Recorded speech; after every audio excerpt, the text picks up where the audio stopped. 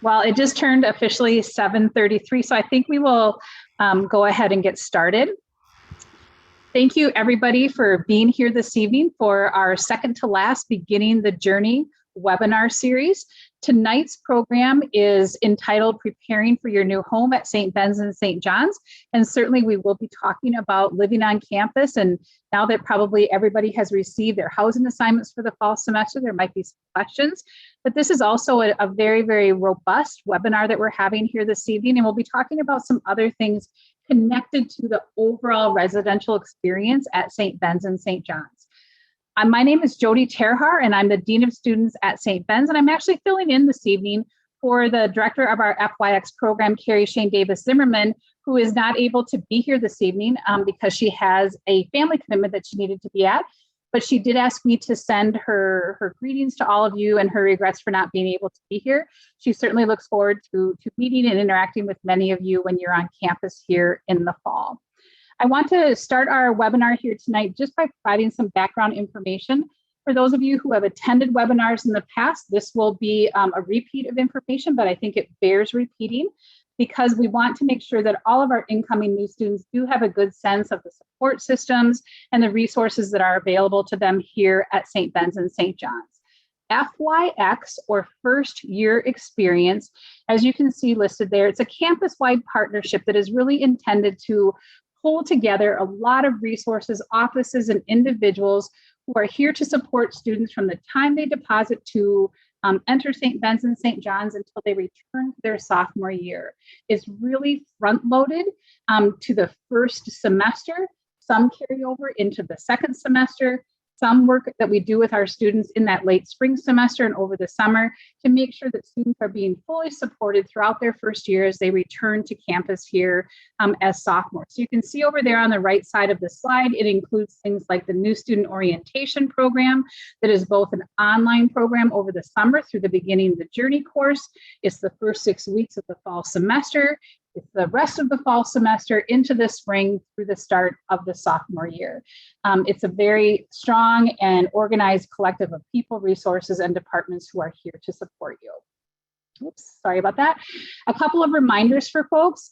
I know that email feels really, really old-fashioned, but St. Ben's and St. John's are email users. This is our primary form of communication with our students, and we really encourage those of you who are new students to start making it a habit now to check your email 3 times a week or more. Check it every day would be great, but at least 3 times a week. And when we have our student orientation coordinators welcoming you a little bit later in our program tonight, they can maybe talk a little bit about the importance of checking your email as well. If you're having any issues with that, you can certainly reach out to your admissions representative. It appears that a lot of people are getting it set up, which is great. And it does also appear that several people are turning into regular checkers of their email. So thanks for doing that. Another thing that we'd encourage you to do is follow orientation, the new student orientation program. Follow on Instagram, and you see that listed here, just a really quick and easy thing to do. The orientation leaders, our orientation coordinators are trying to share important information, some fun information, some meet and greet information, key announcements that you need to know as we get ready for your arrival here in August. And then we also have the webinars. This is our second to last webinar. Our last one will be coming up on Tuesday, August 2nd. 7:30 p.m., just like the other ones have been. So if you're able to join us for that last webinar, we'd love to have you here for that as well. It really is the kind of last chance to share information and ask questions in the webinar format, but you'll be able to continue reaching out to us even after that point in time. I mentioned earlier that the Beginning the Journey online orientation course is now open. You received an invitation via Canvas to join that course to complete the modules. 2 chunks of modules have been released at this point in time. Another one will be released tomorrow. I want to just talk briefly about the module that's being released tomorrow. There's actually nothing that you need to complete within the module, but you'll get information in that module that's being released tomorrow about additional information that you'll be receiving at your St. Ben's and St. John's email about some required online educational programs that you need to complete. One focuses on sexual assault prevention, hopefully understood to be a really, really important issue for us to address as a college community. And another one that is a alcohol education program that we are asking all of our new first-year students to complete as well. Each one of those programs also has a follow-up, very brief follow-up program that you'll receive automatically based on when you submit and complete the courses that are there for you. So please do keep an eye open for that. The information will be in the Canvas course, but you'll be receiving a separate email with links to the online courses that you need to complete. Here's some information about what the Beginning the Journey Canvas course looks like. I'm not going to take a whole lot of time here. We have several students have gone into this.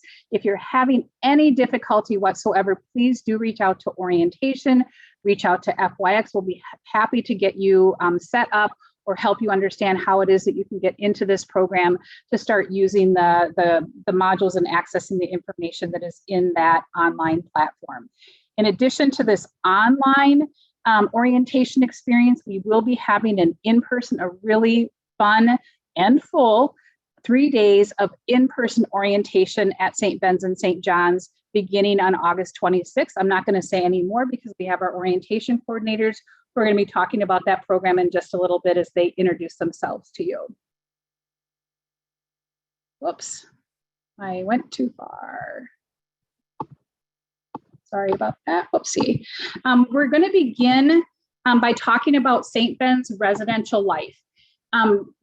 You all probably are aware, you've received your housing assignment. St. Ben's and St. John's are committed to having our students live in community on our campus over the course of their 4 years of enrollment.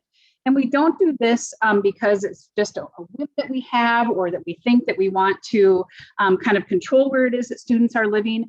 Our desire to have our students as members of our campus community is really grounded in our Benedictine values, our Benedictine heritage and traditions. Benedictines live in community with each other, and we're reflective of that as an institution. We believe that as a community, we know and become who we are through our relationships with others. And that's something that happens in that residential experience. Another Benedictine value that's really important in regard to the residential experience is that of hospitality. We want to make sure that the students who attend St. Ben's and St. John's are feeling welcome, they're feeling accepted, that they're feeling like they have a place they can truly feel at home, not to replace the home that they come from, but another place where they can truly feel like they can thrive, be welcome others, and continue to become more fully the person that they want to become. Another value that's really important in regard to the community and residential experience is that respect for persons, to make sure that each individual of our community is feeling respected, is feeling valued, is feeling that their voices, their perspectives, and who they are as a person is truly valued within our community. So living on campus as a liberal arts institution, as a residential community, as a Benedictine institution, living on campus is really an integral part of the overall St. Ben's and St. John's experience. I'm going to turn it over now to our two residential life folks who can introduce themselves to you. We'll begin with St. Ben's residential life and then shift to St. John's residential life. Atina, take it away. Yeah, wonderful. Well, hello, everyone. My name is Atina Notch. I'm the Associate Director of Residential Life and Housing over here at CSB. And we are just so excited to have you folks. I know our Assistant Director, you've probably been in communication with her about your housing and housing assignments and any other questions that you may have regarding your new experience. And so I just want to provide a little bit of information for you folks. And how we help you grow and learn and become a wonderful member of this community. So within our area, we actually have 3 halls where our first years live. And so they are in Aurora, Corona, and Regina. Additionally, we also do have people who are on the floor to be there and support you. And they are your go-to people if you have questions or need to process through and talk about, are you having questions about your major? Are you having questions about, like what resources are available or who to get connected with on campus or student organizations, or, maybe not sure how to connect with your roommate or talk to your roommate about certain things. Um, we have resident assistants who are also upper class students who are there to help you and guide you and support you through that process. And we also do have residence directors as well, who are professional staff members who can help you with, maybe some more complicated questions or more sensitive questions and things like that. Um, Additionally, it's not just about where you live and, hanging your head on the pillow each night. We really do try to provide a really great opportunity for you to think about and reflect about your own identities and experiences through our residential curricular opportunities and through our intentional communities. This year, we actually have um, 3 really great intentional living communities that are happening this year that are sponsored through Residential Life and Housing. So we have our health and wellness intentional living community, the Benedictine Values Living Learning intentional community. And then we also have the Women for Social Justice and Leadership intentional community as well. And we are partnering with the Multicultural Center for that community. And then I actually forgot one. We are partnering with our Women in STEM faculty and that program as well to have students participate in those communities. So we are still really excited about those opportunities. In terms of other things that you can kind of expect, during your time in the halls, there's going to be really lots of things to do and so many choices for you to explore and connect with. So there's going to be late night bread and blessings with our sisters from the monastery who will be able to come and connect with you and just provide a quick blessing in the evening and also be able to be a great resource for you. There's also community connections that are hosted by your RA or resident assistant for you to get to know each other. And know the other people on your floor and to like pot plants or, go get a cup of coffee or create your own mugs or things like that. We also have really great area programs. So like bring your own mug programs or, a snowball semi-formal. So lots of really great opportunities to connect with people on different levels at the institution, which is fantastic. In addition, I think it's really important for you folks to know that, I heard that you folks got your roommate and housing assignments. So you might have some questions in the Q&A about that already. In terms of roommate options, some of you have chosen your roommate or, some of you have chosen to be matched with your roommate based on your lifestyle and preferences. And so those are really great opportunities to get to know new people, new experiences, or, draw a stronger connection with the people that you already know. Um, and so in those spaces, what you can expect with you and your roommate is that you're going to be in a double occupancy room, which is just going to have a regular twin bed in it. If you need a twin XL, you can also email us at CSB Residential Life and Housing at housinginfo@CSB+SJU, and we'll put that in the chat here. You'll get a desk, a chair, a nice little bookcase, access to free laundry services in your hall and on the floors. And there's also really great lounges for you to relax and have fun in, really cute little kitchenettes in there as well. And then really from there, you can connect with your roommate to talk about, do you want to loft your beds? If you're not sure what a loft looks like, it's basically a metal frame that we have, as you can kind of see on the screen there, that lifts your bed up. So you do have a little bit more floor space if you want to make like a cute little kitchen area with your Keurig, or have a fun little study space, or bring a mini fridge or things like that as well. So really nice little options there. If you have questions about any of those spaces or things like that, or want to see some video tours, check out the Beginning of the Journey Canvas course so you can take a look at those options and see what's available. But again, if you have any questions about your residential experience at CSB, we are more than happy to help. Great, thank you, Atina. I'm going to move on to the St. John's residential life. I know there are a couple of questions in the Q&A regarding some things about housing and residential life, and I'm going to hold those until we do the overall presentation about St. John's residential life, and then we can go back to a couple of those questions. We're catching up and keeping up with the Q&A. So turning it over to St. John's residential life. I'm guessing that's me, Jody.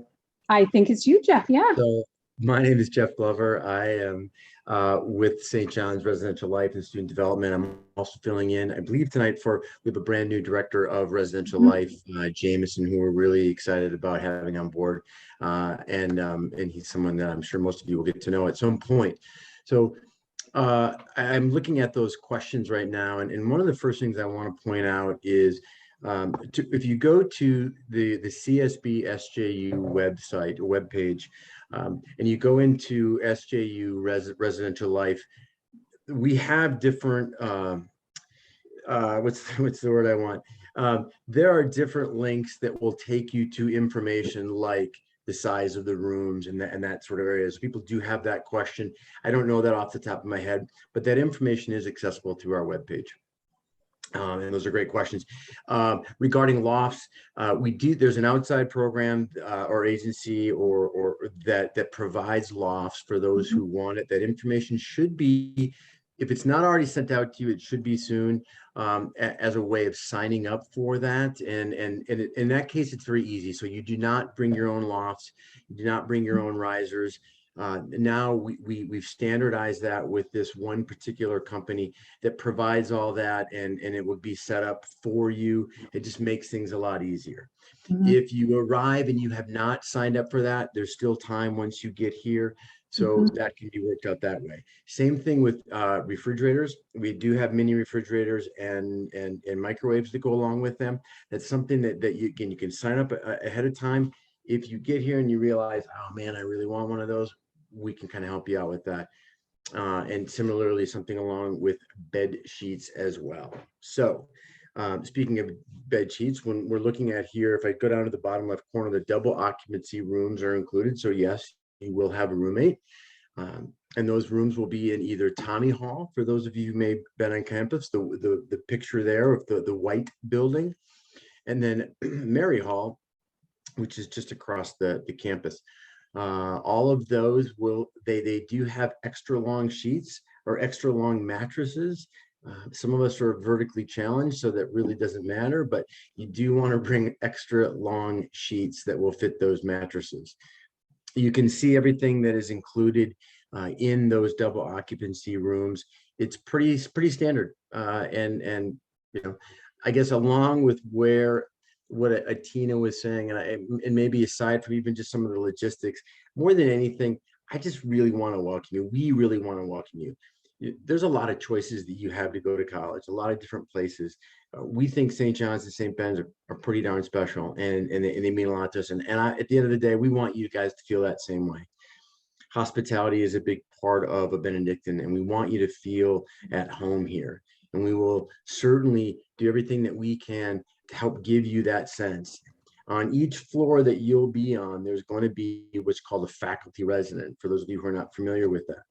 Traditionally, that was a member of the monastic community, and still primarily in Tommy and Mary, that is exactly what it is.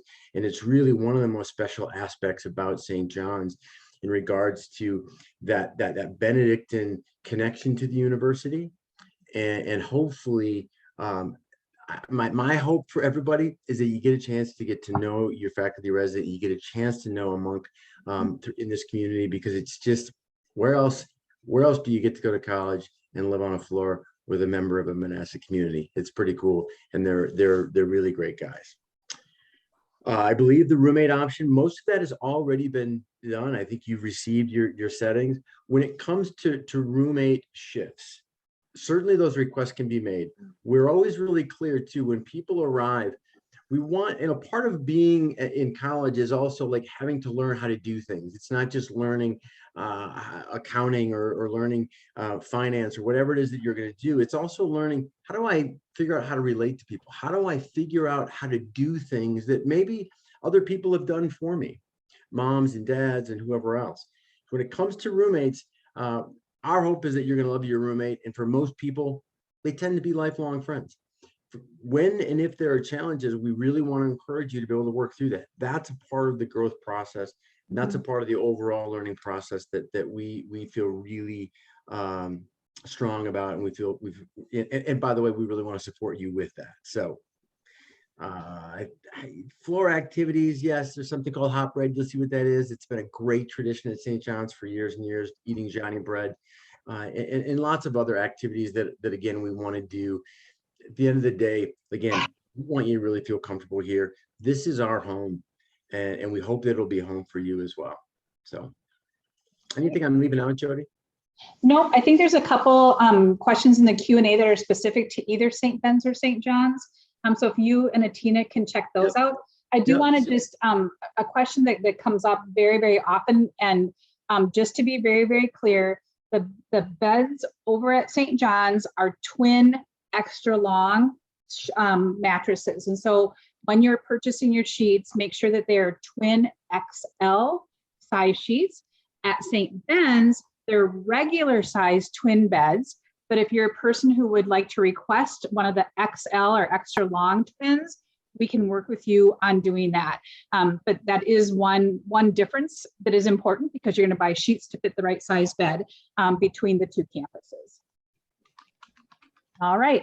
I'm going to just slide up here for a little bit on some calendar and things. We're making our way through through summertime very, very quickly.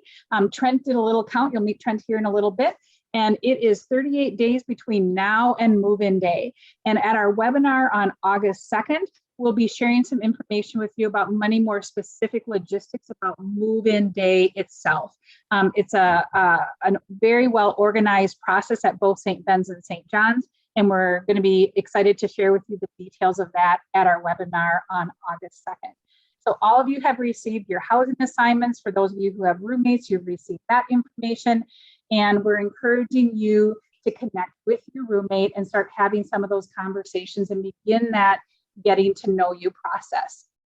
Because the roommate question and roommates tend to be a potential source of concern, obviously a source of excitement, sometimes a source for questions that come up. A couple of pointers as you're thinking about the person that you're going to be living with, especially if it's somebody who you don't yet know. There's a lot of pressure, I think, in messaging that students get that your roommate's going to become your best friend. And for some people, maybe that will happen. But that's a pretty high bar to start with as you're just meeting this person that you're going to be sharing some space with. So go into those conversations, go into this relationship, not with the expectation that that person's going to be your best friend, but that you're going to go into that relationship trying to be the best roommate that you can be. Fortunately, you're not living in isolation. You're living in a residential community. You're going to be part of classroom and intramurals and campus activities.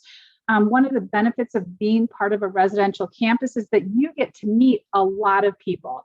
And your residential life staff, your RAs, your FRs, your RDs are going to be doing a lot of work with you to help you navigate that roommate relationship and to help you get engaged and connected and meeting a lot of people so that everything doesn't depend solely on that roommate relationship or that person to be part of everything that happens for you. Just also a reminder that social media is not reality. Please do everything you can to actually have some in-person, not necessarily physically in person. If you can, that's great. But at least try to talk with that person by phone or make arrangements to meet by Zoom so you can actually have an in-person interaction. There's just some difficulty, I think, in terms of interpreting things that happen over text messaging or Snapchat, or some of the other tools that people might be using, or kind of searching through social media to get a sense of who that roommate is. Please take time to reach out and have an in-person contact before making decisions or assumptions about whether or not that person is somebody that you're going to be able to live with. Start your conversation as soon as possible. You have information now. If you have a roommate, reach out to that person, set up some times to start connecting. You don't have to figure out everything in that first phone call. It's going to be a process of getting to know that person and making the plans for your arrival here on campus. here are some suggestions for things that you can start talking about. You don't need to delve in right away to your quirks or pet peeves or what you hate or what you like. Just start getting to know that person and then begin to build on that conversation. It will be important for you to talk about your class schedules with each other, your desires for cleanliness or lack thereof, how you feel about guests, what are some of your pet peeves. My son went to college a few years ago, and I've lived with the kid for 18 years. And when he was filling out his housing form, he wanted to indicate that he had a moderate standard for cleanliness. And I coached him strongly to say, Justin, you need to indicate that you are like the lowest level of cleanliness that is humanly possible, because that's just kind of how you live. And it's not fair to a roommate to think that you're going to suddenly become a person who's going to be more organized and keep your room in a better shape. Just be honest and let the people know what kind of person you are in terms of cleanliness, and it'll be a lot better. So don't talk about the kind of person that you think you want to be, but really try to be honest and authentic and share as best you can what you desire in that roommate situation and the needs that you have with that person you're going to be sharing some space with. All right. Another really important part of being a member of a residential community is understanding how dining options work. So I know, Janet, that we have you here, so I'm going to let you start with some St. John's dining information. And Jake, I think you're here to talk about St. Ben's dining, but you can correct me in the chat if I'm wrong. Hi, everybody. I'm Janet Despard, Executive Director of Dining and Events at St. John's University. And I always look forward to summer because it's a little bit quieter. We have different groups, but after about 2 weeks, then it gets really tedious not having students around on campus. So we're really looking forward to seeing students back on campus in, was it, Jody, 38 days? Yeah, 38. 38 days. This is great. Just some information about the continuous plan, which most students, or is the default plan assigned to students in the St. John's resident system. This is the preferred plan, and it's the most popular plan. That's why we default to that, and it's automatically assigned to any students living in a traditional residence hall. This plan is really helpful because it allows you to kind of eat how often or as much or as little as you want, and you can follow your normal eating patterns because you aren't limited to a certain number of meals per day, per week, per month, per semester, per year, anything. When you're hungry, come and eat. It's kitchen table. Just when you're hungry, you can come in and have just a snack. You can have a sandwich. You can have a full meal, whatever you want. The continuous plans at both campuses are pretty similar.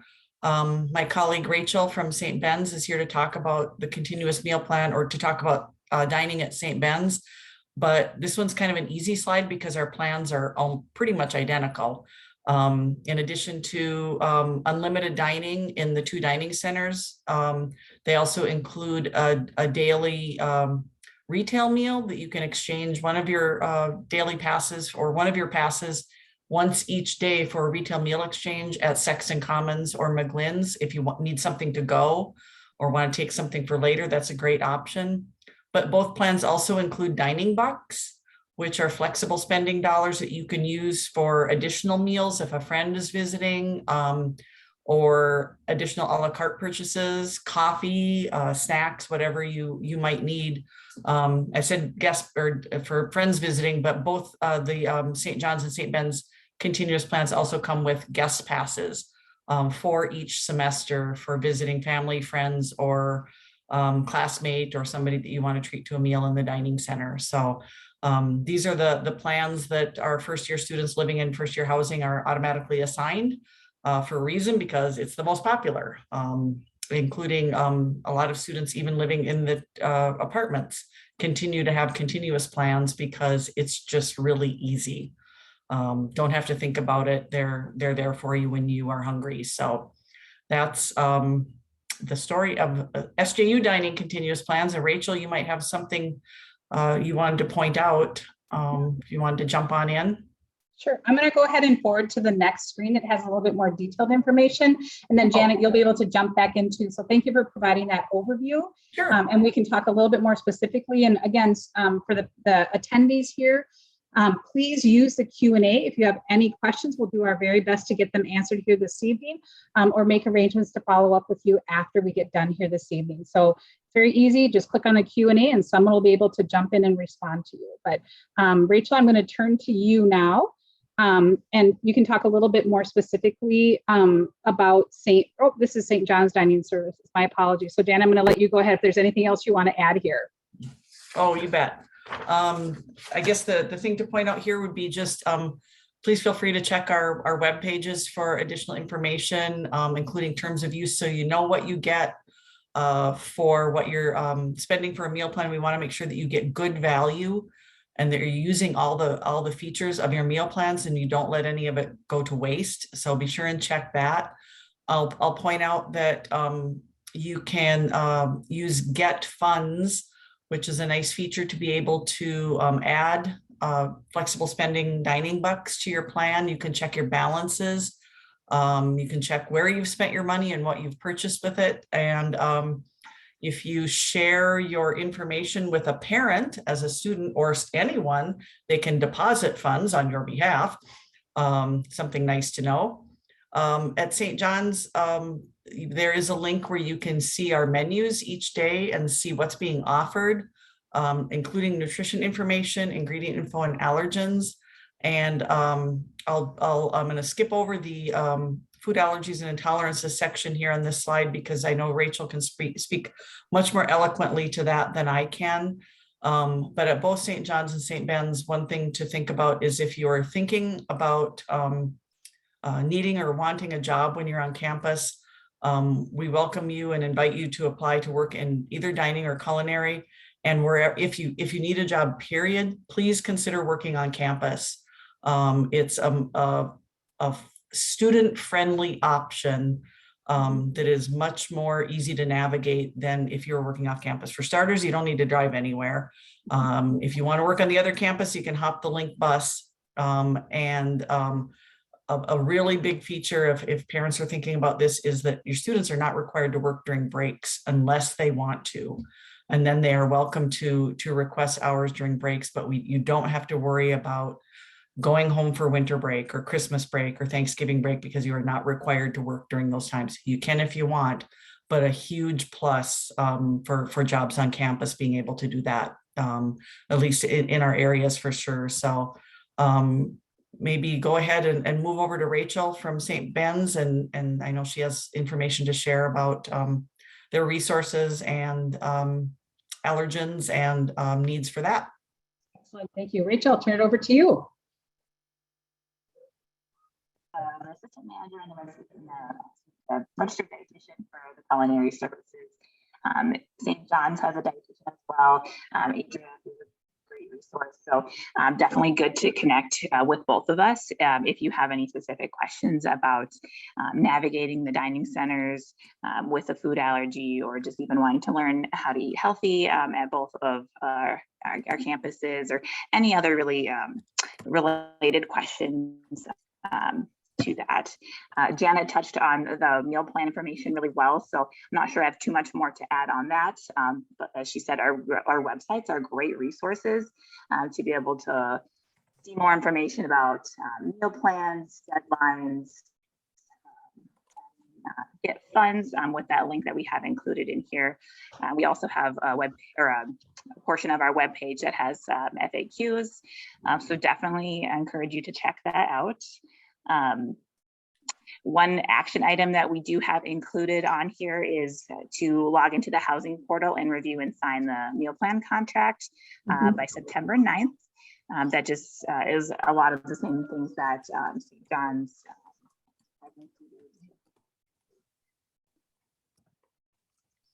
has included. Rachel, I think we lost you a little bit. Can you hear me now? Yes. Okay, sorry, I may be bumped my microphone or something. But in terms of resources, As Janet mentioned, we have our menus available online. So we do use two different software systems for our menus. So they do look a little bit different when you view them online, but cover a lot of the same information there. I do also like to mention that we have a sick meal order form that our students can utilize. So if you're not feeling well, it's a great option to utilize this online form, and you send a designated person to pick up your order. So I always like to mention that because a lot of students don't know that that's there. Otherwise, I do encourage anyone who does have a food allergy or intolerance to reach out to me, and we can set up an individualized meeting. We also have gift packs and certificates available. So this is a nice thing for family, friends to send their students a gift pack. So we have lots of different varieties of gift packs there. But a lot of times it's nice little snacks and treats that you can pick up from our operation. And again, as Janet mentioned, it's a great environment to work at St. Ben's or St. John's dining operations. So we have available positions at Gretzky, McGlynn's, catering and events. So definitely check out our positions on student employment. Otherwise, we do also have our Facebook page and an Instagram page. So you could check us out. Instagram is really awesome for seeing when we have special events, where we're promoting like late night pancakes that we do on study day, or if we're doing like Brenner breakfast for dinner is a really popular event we do in the dining center for students. So definitely check that out. All right. Great. Thank you very much, Rachel. You've heard a lot of people continue to say, like, if you have more questions, please reach out and contact us. You can locate phone numbers for various offices via the St. Ben St. John's website, clicking on the directory, choosing the department.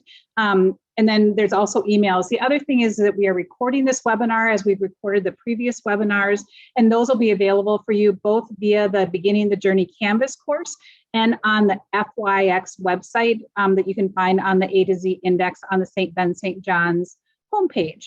So we're going to move on to another aspect of health and wellness at St. Ben's and St. John's, and that is your overall well-being. And so Dr. Mike Ewing is here to talk a little bit about the care and support that's available for students around health and wellness. Mike, I'm turning it over to you.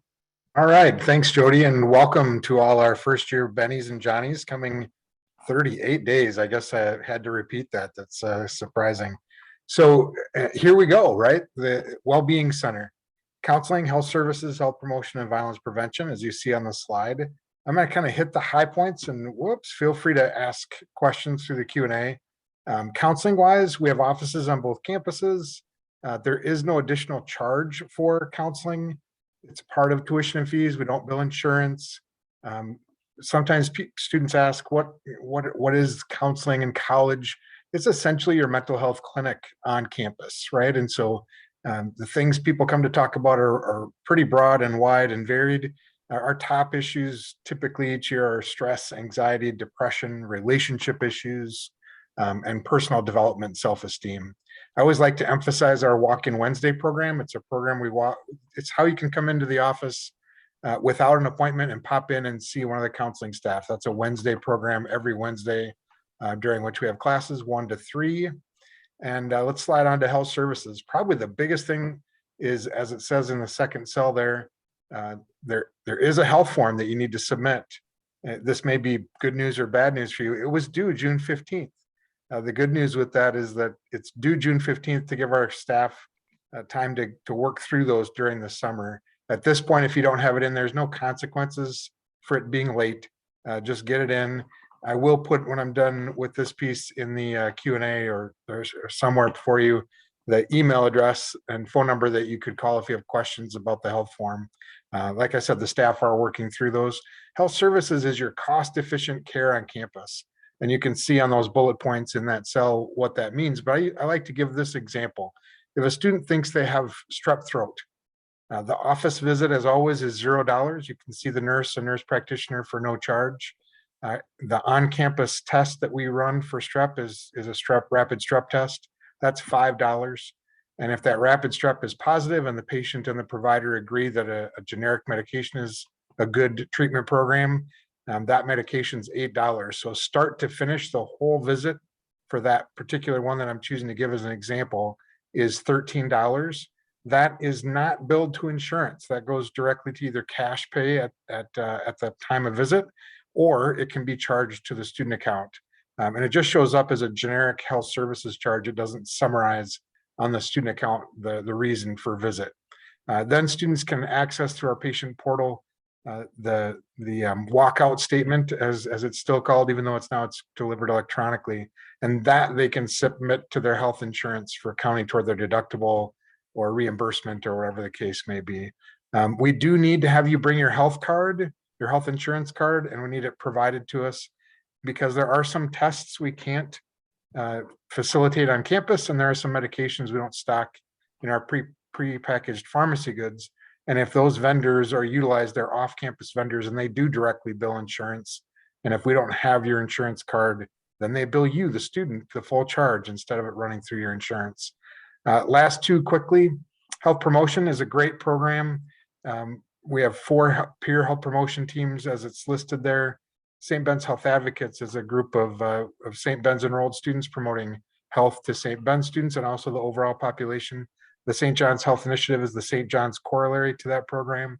And then Dream Team is what you might expect it to be. It's our team that tries to help remind students that sleep is important to college success and its impact on health.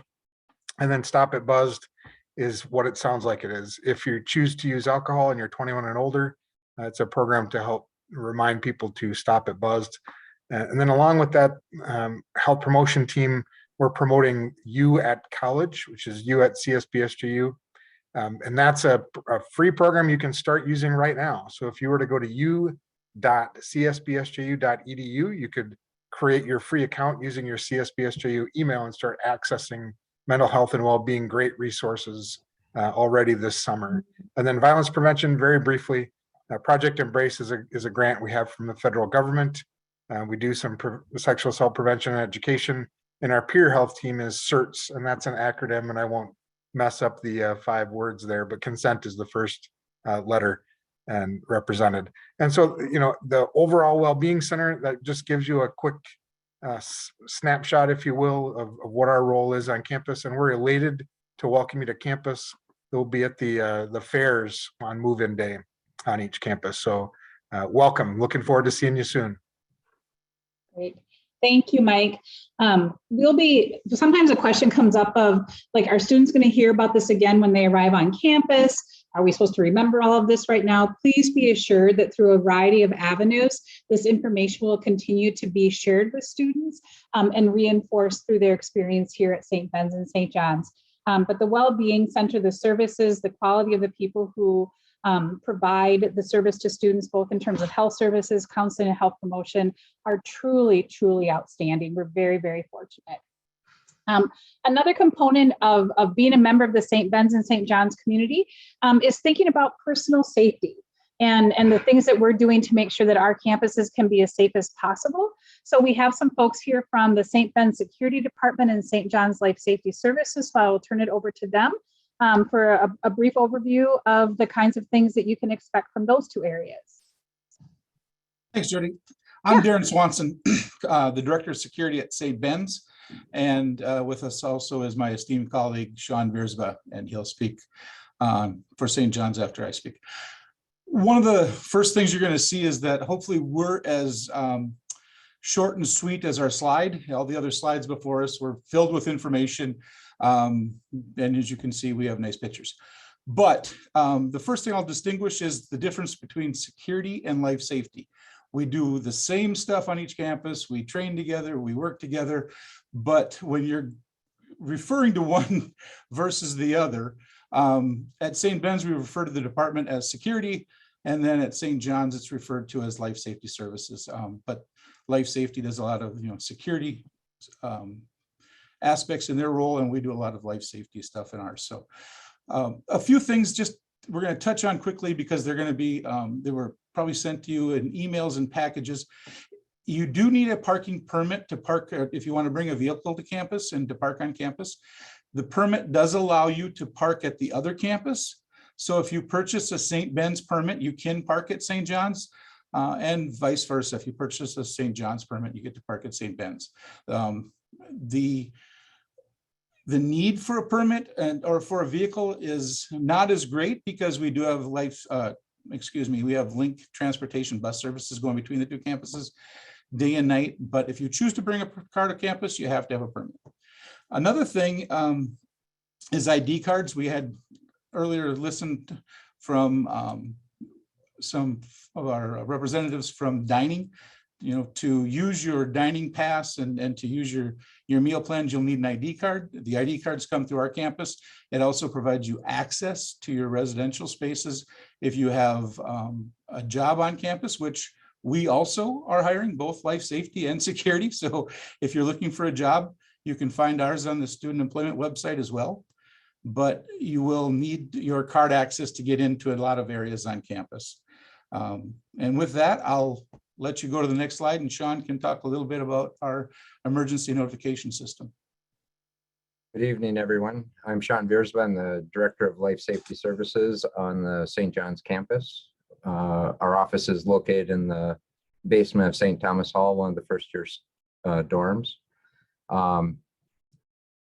I highly encourage you to visit both of our websites. A lot of safety information on there, including our annual crime reports.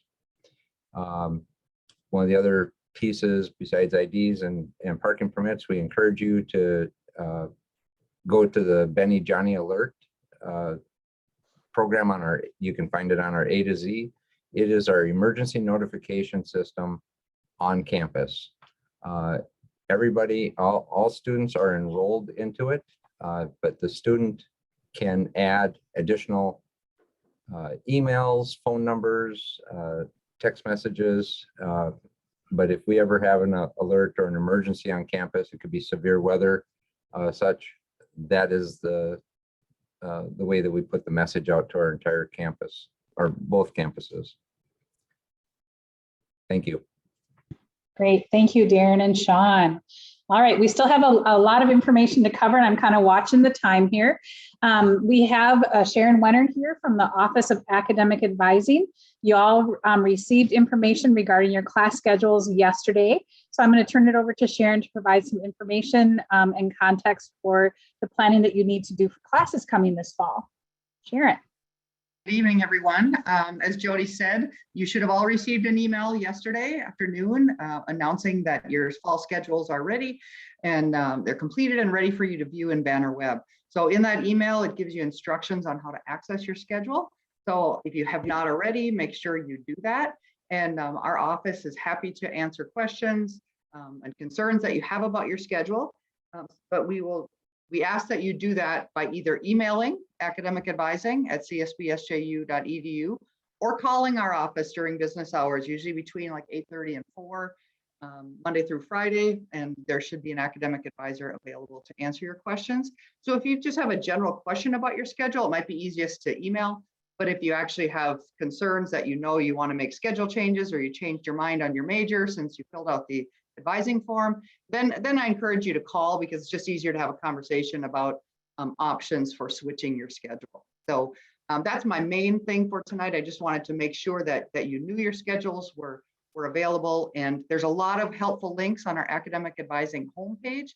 So I encourage you to go to that webpage and look at those links. There's FAQs and how to read your schedule and those types of helpful things that can a lot of times answer the questions that you may have before you reach out to us. We can talk a little bit more about kind of our office. Our office was the office that our advisors created your fall semester schedule. And we are the only people that can help you alter your fall semester schedule. And we can do that all the way through the first week of classes. And so if you have to make any schedule changes, it has to be facilitated through advisors in our office. So make sure to reach out to us, and we can certainly help you. We can also answer questions on AP, IB, your PSEO, CIS courses. If you submitted your AP scores to be sent to us, You should see them on your academic transcript, which is also under Banner Web. So make sure to check that. Your PSEO and CIS coursework will not show up on your transcript yet. The Office of the Registrars will enter those no later than like the 10th day of class in the fall. So they'll be starting to work on it in August, and hopefully pretty close to the beginning of the school year, they will have them all entered. But we are happy to answer, questions like if we received your transcript or if we received your test scores, we can answer those questions. And our office helps with 4-year plans. Usually we like to have students get on campus before we do that, because things might change between now and then. But just know that our office, advisors in our office are general advisors, and we serve all first-year students. We're not assigned to certain students. So make sure to reach out to us. We are looking forward to answering questions that you have, and I hope you're getting excited for your fall semester classes. Sharon, I could jump in without Carrie Shane being here tonight, but I'm wondering if you might want to just talk a little bit about the Integrations 105 class, and I can kind of fill in as well. But did you want to say anything about that? Yeah, certainly. So in addition to, us general advisors in our office, all you students will all be taking a college success course, which will meet once a week for 55 minutes. So you should see that on your schedule. And that person can also aid you in helping answer questions. And what you'll be learning each week, it's just a fall semester course, is kind of an ongoing orientation and talking about critical information at critical times in the fall semester. Kind of like adjusting to college, what's expectations, or how to explore a major. And then as registration time comes, it helps you in getting prepared to how you register yourself for spring semester. And so it's really going to be a great course for you. You'll also have peer advisors, an upper class student in each class. So that person is a great resource for you in answering questions. It's an exciting piece to help students transition to college in both an academic and a social way. And hopefully you all enjoy that little course. Great, thank you so much, Sharon.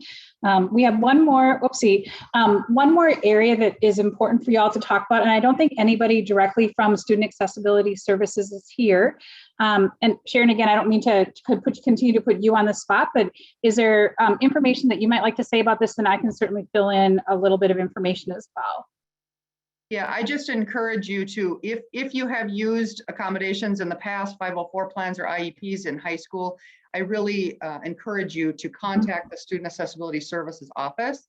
Go to their webpage, it has contact information on there, and email them and just make contact to find out what information they need, and just get registered with their office, even if you choose not to use the services that you may be eligible for. That's your choice. As a college student now, you have to be proactive and take initiative for your accommodations at the college level. It can't be your parents anymore. So, but really, I encourage you to do it so that you're all set up with the Student Accessibility Services office. So in case you change your mind and you do want to use the accommodations, you're all set to go. We have 2 great professionals in that office, the accessibility services specialists, and they are more than willing to help you and talk to you about what you're eligible for. And it's just a great office, and they're very accommodating for students. I think that the 2 things that I might add, one is to reinforce, Sharon, something that you said is for students through elementary, junior high, and high school, the school takes a lot of responsibility and has primary responsibility in many ways for supporting students who may have IEPs, 504s, or other types of accommodations. When you come to college, that responsibility fully shifts to the student, not the parent, but to the student. So if you are a person who has had an IEP or a 504, we really, really strongly encourage you to reach out to Student Accessibility Services to talk about how that might transition to your experience at St. Ben's and St. John's, so that the support, the services, the accommodations, whatever might be needed, they can work with you directly in this particular setting to make sure that you have what you need. One of the other things that I have observed in our students is that sometimes students don't know until they get to college, because of the different kind of coursework, the different demands academically, the way that information is presented, the amount of work that needs to get done in terms of homework and out of class work. Sometimes students who made it fine through high school start struggling here and they're not exactly sure why that's happening. If a student is concerned about potential things like ADD or ADHD, dyslexia, or other types of things that might be interfering with their learning process at St. Ben's and St. John's, even if they never had anything that was noticed or going on through high school, junior high, or elementary school, student accessibility services can also assist students in identifying testing locations to determine if there might be some things that are needed. So I think it's just important for students to know that that's something that could happen and just something to pay attention to. The Accessibility Services Office can also help students who might have temporary need for accommodations. And I'm just going to give this example. Say a student injures their leg, blows out their knee, playing football or playing an intramural sport and needs to be on crutches for a little while. Well, there might be some accommodations in terms of busing arrangements or classroom arrangements or shower arrangements that that student might need. And accessibility services can help with some of those temporary accommodation needs that are sometimes needed for health reasons. All right, moving on. IT services, technology. You've heard us refer so many times to different components and pieces of technology. So Jake, you are here to talk a little bit about some IT services important points for our incoming students. Yes, not too much to talk about. They already mentioned it, but make sure that you guys are always checking your CSB+SJU email. You get a lot of important updates on there, and I believe everybody should have gotten their username and password by now. But if you have any problems, please feel free to call our help desk. Outlook is available through an online web app. So if you go to the school website and tools and emails, you can access it there. Also, there is an Outlook app for iPhone and for Android phones, so you can install it on there, but a warning that if you do not already have a passcode on your phone, it will ask you to put a passcode on your phone if you put the Outlook app on there. And then another thing that you should do is you'll probably be using Microsoft Office programs a lot for your classes. So with your student login, you do have an attached license to all Microsoft Office products. So you can just go online, pretty much just Google install Microsoft Office and it'll get you there. And then the first time you boot it up, any of those programs like Word, Excel, Outlook, PowerPoint, it'll just ask you for a username and you can use your CSB+SJU email. And then you log in that way and you'll be all set. We do have instructions on our webpage too, if you get a little confused about setting up your email on your phone.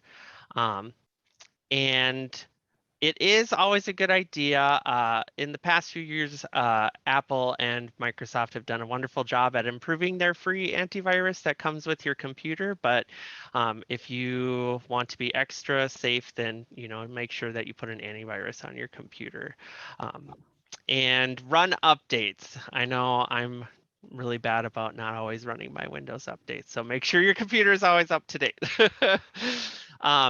We also get a lot of questions about whether people should bring Windows PCs or Macs.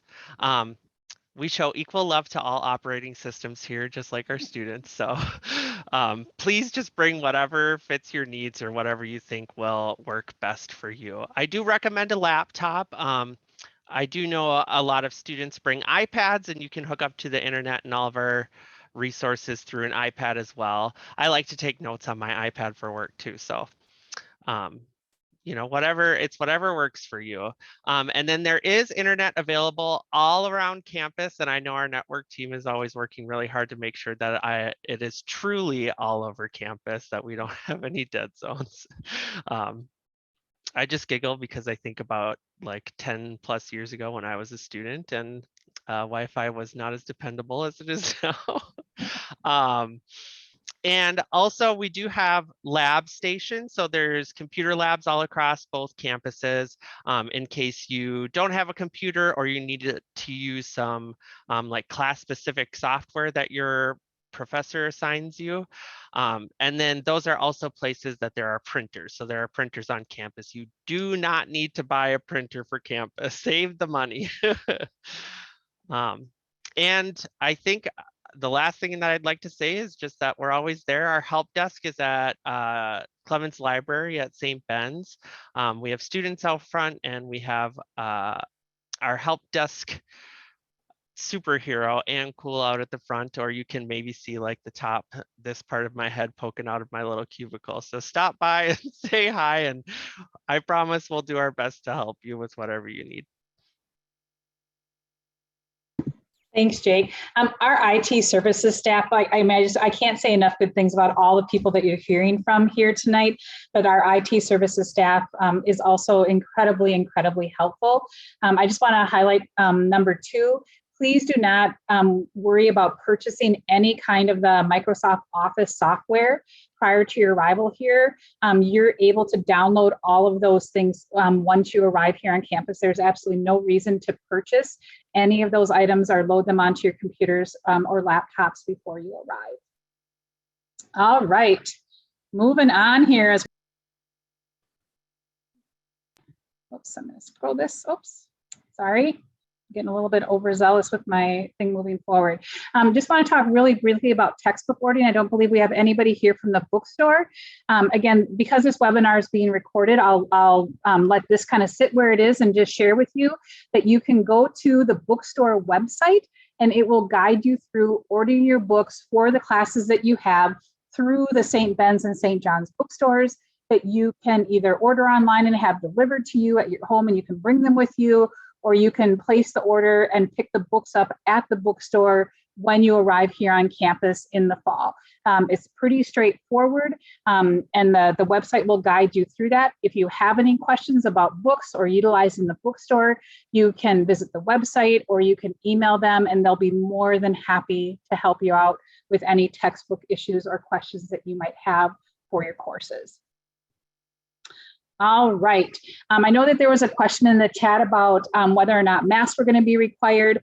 Perhaps some people might be wondering at this point, do we have any protocols? Our most up-to-date COVID-19 information is always on the home pages at the very top, kind of under the pictures that we have there. There's always a link for you that has the most current and up-to-date information available for you in regard to COVID-19 on our campus. At this point, and we all know that anything can change, and so we continue to pay very close attention to what is happening on our own campuses as well in our surrounding community. At this point, incoming students are being strongly encouraged to be fully vaccinated, but there's not a requirement at this time for you to do so. But certainly for your own health and well-being and the health and well-being of our community, we do encourage you to be fully vaccinated upon your arrival. But again, it's not something that's required. We are also don't have any masking mandates at this time. There's no social distancing mandates at this time.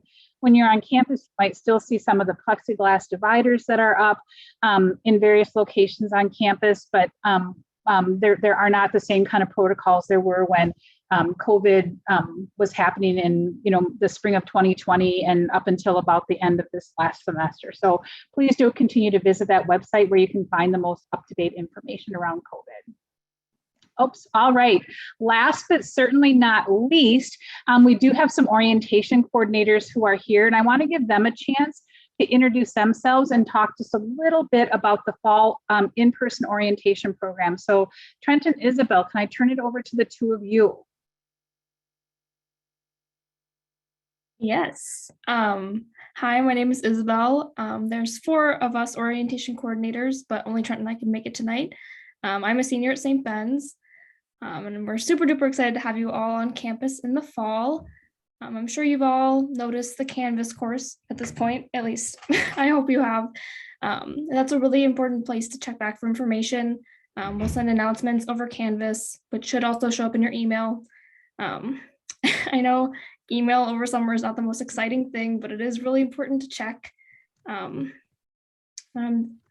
only really important thing right now is to fill out that orientation registration form. And that can be found on the orientation website and in the Canvas announcement that we sent out probably a week ago. And we're just collecting some basic information so that we can make accommodations for dietary restrictions, things like that during orientation. So get that in ASAP if you can. But yeah, we're really excited to see you. We have some fun things planned. might be a mechanical bull there, so get excited for that. Trent, do you have anything to add? Yeah, so my name is Trent. I'm a junior at St. John's, and Isabel covered a lot. So basically, we're just getting ready to welcome you all to St. Ben's and St. John's. Both myself, Isabel, Parker, and Anna are the orientation coordinators. I've been working really hard over the summer to make sure that orientation is going to be the most fun experience that you're going to have in your first year, hopefully, and very informative and engaging at the same time. So we're working hard, putting together orientation groups and having social programming and making our Canvas courses that I hope that you all have seen at least. But like Isabel said, I would encourage everyone to constantly check those emails because there's a lot of exciting information that's going to be coming to you soon. Your orientation leaders are going to be in contact with you very, very soon. So please be on the lookout on your emails for that. And yeah, so we're just super excited to have you on campus and to host you and to have a lot of fun over our 3-day orientation program. So yeah, and if you have any questions, you can contact us at any time at orientation@csb+SJU.edu, or you should also follow our Instagram page at CSB+SJU orientation, orientation at CSB+SJU, one of those. And also look out for our information at the Class of 2026 Facebook page that we are a part of, and we always put out announcements and stuff like that there. So yeah, if you have any questions or any concerns, please feel free to email us or contact us some way. All right, thank you, Isabel and Trent.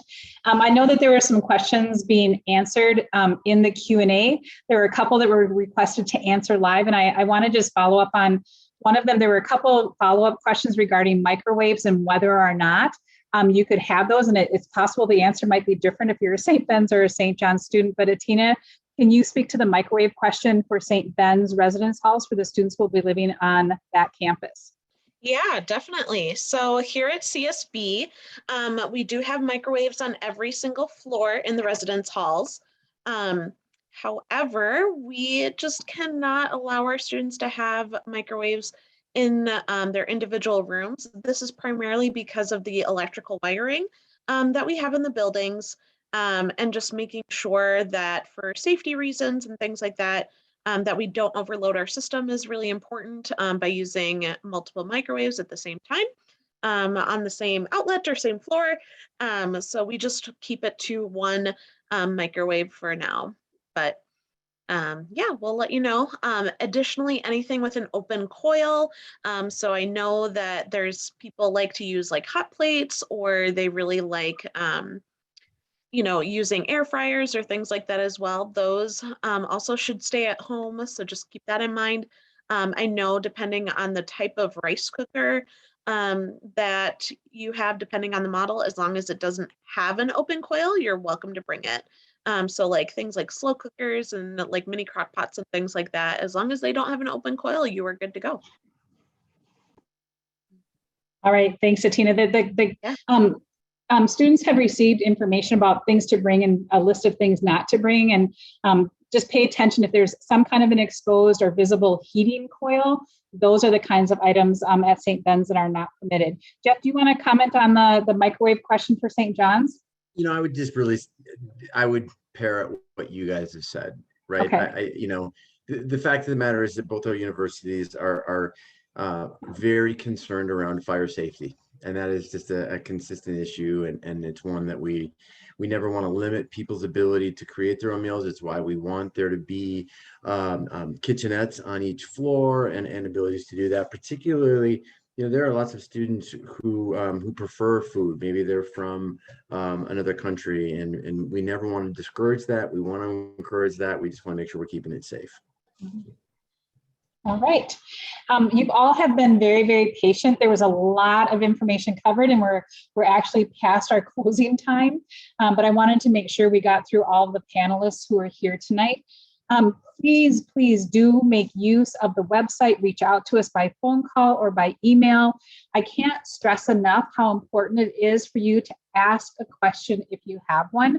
I hate to be trite or kind of minimize, but the only dumb question is the one that's not asked. We want to help you be successful at St. Ben's and St. John's. We want to make sure that you are comfortable and confident as quickly as possible as you transition to our campuses, and you are free and welcome and encouraged to ask the questions that you may have. You can ask them now, or you can check in with us anytime. Most offices are open Monday through Friday during regular business hours, and people will be more than happy to get back to you to get your questions answered. The last webinar, the last webinar that we have, oh goodness, my computer is bouncing too fast, is Tuesday, August 2nd at 7:30 p.m., same time. It's a getting ready a final checklist. And as I share with you, we will be covering some additional last minute items. And one of those things will be the details regarding move-in day. So you'll want to tune in for that one so that you have that information, but continue to check on the websites because a lot of information is available for you there as well.